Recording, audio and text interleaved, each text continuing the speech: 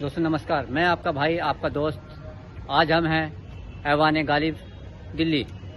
यहाँ minority commission Zakir Khan Mansuri साहब का एक प्रोग्राम हुआ जिसमें एकता भाईचारे की बात की गई। साहब भगत सिंह, चाहे उसमें महात्मा गांधी, खान अब्दुल खान गफ्फार हो, एक लंबी फहरिस्त है उनकी याद के लिए। मगर आज के ये देश के जो नौजवान हैं वो भूल चुके हैं कि देश की आज़ादी में किसी एक का योगदान नहीं था, सभी धर्मों का योगदान था। जितनी मजबूती के साथ हिंदू भाई लड़े, उतनी ही मजबूती के साथ यहाँ मुस्लिम भाई भी लड़े, बुद्धिस्ट भी लड़े, जैन भी लड़े, पारसी भी लड़े और ईसाई भी लड़े। तो उस कुर्बानी को याद करने के लिए ये प्रोग्राम हमने बनाया कि जो देश आज़ाद हुआ है उस आज़ादी के दीवानों ने कभी धर्म की बात नहीं कही। उनका एक ही मकसद था कि ये भारत जो हमारा देश है वो कैसे आज़ाद हो। तो उन लोगों को जो लोग नफरत फैलाना चाहते हैं, वह लोग जो नफरत की दीवार खड़ी करना चाहते हैं, वह लोग जो बाबा भीमराव अम्बेडकर के संविधान को नहीं मानते, वह लोग जो किसी के पहनावे उंगली उठाते हो, वह लोग जो किसी के खाने पीने के एतराज करते हो, उन लोगों को इस बात से अवगत कराना था कि ये देश सभी धर्मों के लोगों का देश है। यहाँ मंदिर भी है, यहाँ मस्जिद भी है, यहाँ गुरुद्वारे भी हैं, यहाँ चर्च भी है, यहाँ जैनालय भी है, यहाँ सभी धर्मों के पूजा स्थल है। उनका हम सम्मान करें। जिस तरीके सभी त्यौहार मनाए जाते हैं उन्हीं त्योहारों में सब मिलजुल कर मनाएं। हमारे देश की एकता, अखंडता और हमारा भाईचारा जो गंगा जमनी तहजीब है वो जिंदा रहे। और हमने सभी उन जिन्होंने इस देश के लिए कुर्बानियाँ दी, फांसी के फंदों को चूमा, अपने सर कलम कराए, गोलियां खाई, जलियांवाला बाग में मरने वाले लोग एक हिंदुस्तानी थे किसी एक धर्म के लिए, उनको हमने याद करा।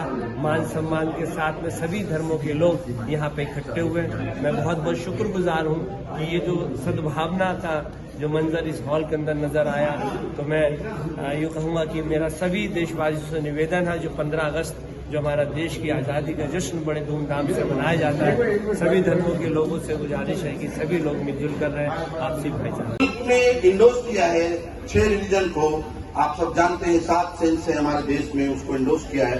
उन धर्मों के बारे में मैंने प्यार से उसको जोड़ देने की, उसका आदर करने की, उसका सत्कार करने की किस तरह से कही है मैं आपके सामने अर्ज करता हूँ। आप लोगों की तवज्जो चाहता हूँ और आपसे अपील करता हूँ, ये सोच अपने दिमाग में यहाँ से लेके जाए जो मैं आपके सामने शेयर कर रहा हूँ। मैं ये देश ऋषि मुनियों का है, ये देश गंगा जमुना है, ये हिमालय का देश है, ये संत कबीर का देश है, ये ख्वाजा गरीब नवाज का देश है, ये ब्रह्मा भगवान जिसको कहते हैं आप, उनका देश है। और ये सब मिलकर कंपोजिट कल्चर है। और हमारी धर्म को आप समझे कि एक हिंदू माँ के पेट से जन्म लिया एक मुस्लिम बेटा है, एक मुस्लिम माँ के पेट से लिया हुआ एक हिंदू बेटा है। क्या इसको काट के अलग कर सकते हैं?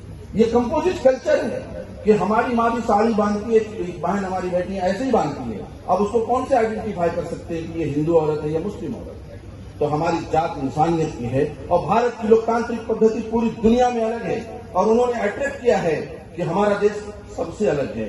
तो मैं अपने लहजे में मैंने नज्म की शक्ल में अर्थ किए है कि श्रद्धा हिंदुओं से ले लो, श्रद्धा हिंदुओं से ले लो, लगन सिखों से ले लो और तहजीब मुसलमानों से ले लो, सेवा ईसाइयों से ले लो और वातावरण जैनियों से ले लो, शांति बौद्धिस्टों से ले लो, पैरहन पारसियों से ले लो।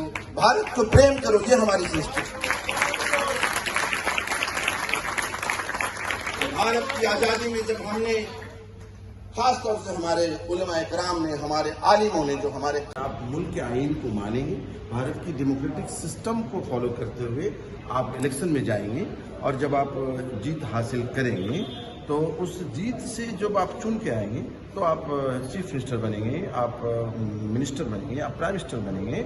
और शपथ भी इसी बात की ली जाती है कि हम देश में बसने वाले तमाम लोगों को एक नज़र से देखेंगे, सबों के साथ एक रवैया होगा, कोई पार्शलिटी नहीं की जाएगी।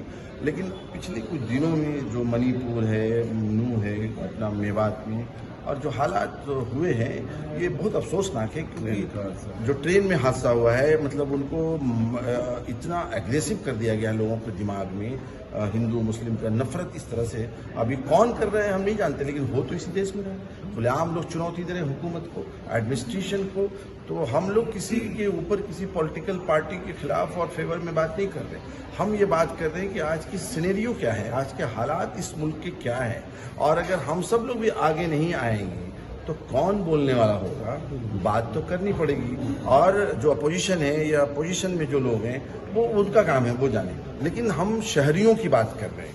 आप आज हो कल नहीं हो, बहुत सारी सरकारें आती रही आज़ादी से लेके। इस मुल्क की बनावट में जो सबसे गरीब तबका है, जो मजदूर तबका है, वही तो डेवलप कर रहा है इस देश को सबसे ज्यादा।